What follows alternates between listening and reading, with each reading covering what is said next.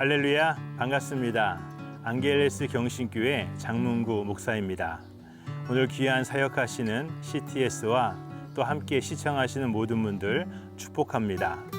오늘 경직과 유연함에 대해서 같이 나누고자 합니다.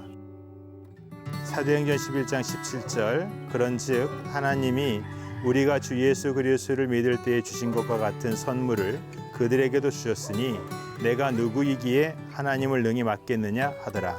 그들이 이 말을 듣고 잠잠하여 하나님께 영광을 돌려 이르되 그러면 하나님께서 이방인에게도 생명 얻는 회개를 주셨도다 하니라. 때로 싹 바꿔야 된다 이런 말을 할 때가 있습니다. 그만큼 필요하기 때문이고 그만큼 도전의 상황에 직면했기 때문입니다. 그럴 때에 경직되었던 생각, 구조, 조직들이 유연하게 바뀌어져야 되는 때가 있습니다. 초대교회가 그러한 일을 겪었습니다. 하나님은 땅끝까지 만방에 만민에게 복음이 증거되길 원하셨는데 교회는 예루살렘에 멈춰 있었고 하나님은 그들을 이끌어내시기 위해서 문화적인 충격의 방법을 사용하셨습니다. 고넬료의 집에 베드로를 보내시고 베드로는 상상하지 못했던 일을 겪었습니다. 이방인과 한자리에 또 이방인에게 이미 성령 충만함을 보았고 베드로는 주저없이 세례를 줄 수 있었습니다. 사도행전 11장에서는 베드로가 이 일에 대해서 구구절절 설명을 합니다. 많은 사람들이 베드로에게 책망을 하였습니다. 어떻게 이방인의 집에 갈 수 있습니까? 어떻게 이방인과 같이 식사할 수 있습니까? 어떻게 이방인에게 세례를 줄 수 있습니까?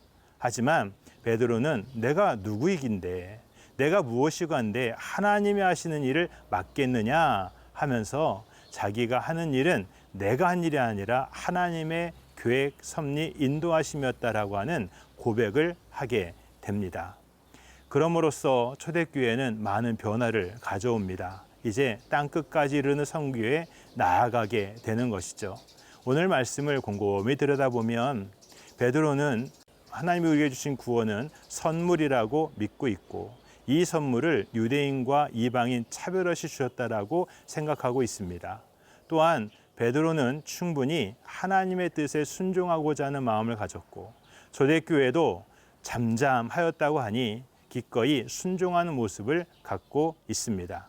이것은 초대교회의 귀한 모습이고 이제 경직된 사고, 이방인과 함께 할 수 없습니다 라고 하는 사고에서 벗어나서 하나님의 일에 참여합니다. 무엇이든 참여합니다 라는 유연함을 가지게 된 것입니다.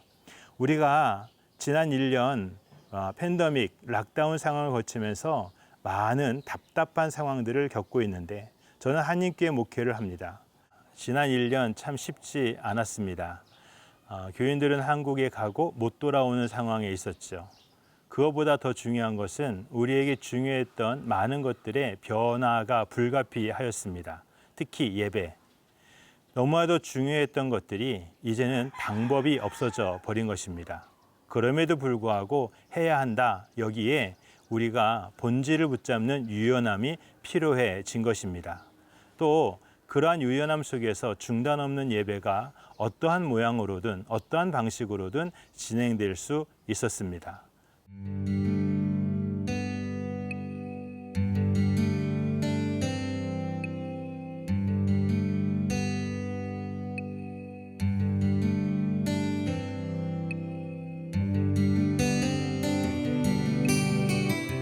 나는 십자가에 가려져도 괜찮습니다. 그러나 주님은 드러나고 영광이 있어야 할 것입니다. 나의 경직된 사고 안에 갇혀 있는 교회 하나님이 아니라 유연함 가운데 우리의 뜻이 아닌 하나님의 뜻이 이루어지는 교회가 되기를 원합니다.